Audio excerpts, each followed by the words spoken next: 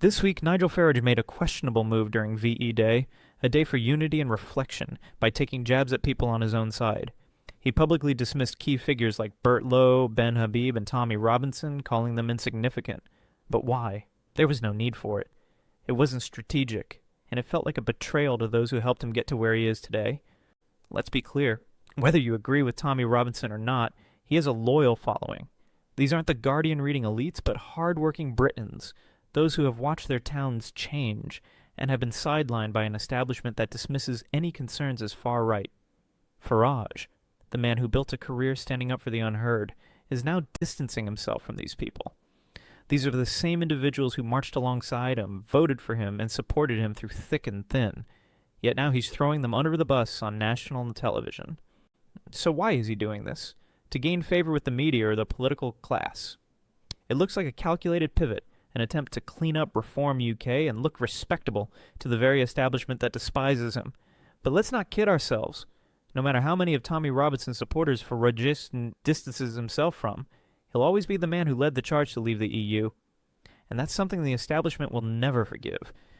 The real issue here isn't just the betrayal, it's the aftermath. Where do these disillusioned voters go? Not Labour, not the Lib Dems. They'll either disengage from politics altogether or worse, be drawn toward more extreme factions. Farage doesn't need to agree with everything Tommy Robinson stands for, but dismissing his supporters, the working-class patriots who've been ignored for so long, is a massive mistake. These are the people who built Farage's movement, the ones who showed up at rallies, shared online, and contributed to the grassroots effort that helped win local elections.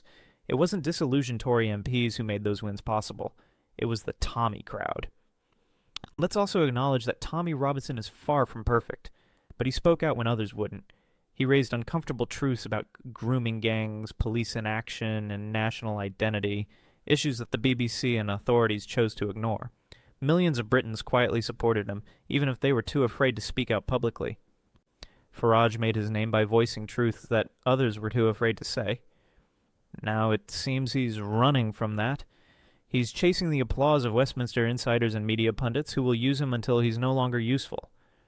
If Farage truly wants to lead, he needs to reconnect with the people who supported him from the start. He shouldn't treat them like baggage. This isn't about Tommy Robinson, it's about the people behind him. The disillusioned, the ignored, the betrayed. They're looking for someone who won't flinch under pressure. Ignore them and they will find someone else. That person might not have Farage's polish, but they'll have the support. Farage is playing a dangerous game. He thinks he can cut off his grassroots and still climb the political ladder, but without his base, the whole structure collapses.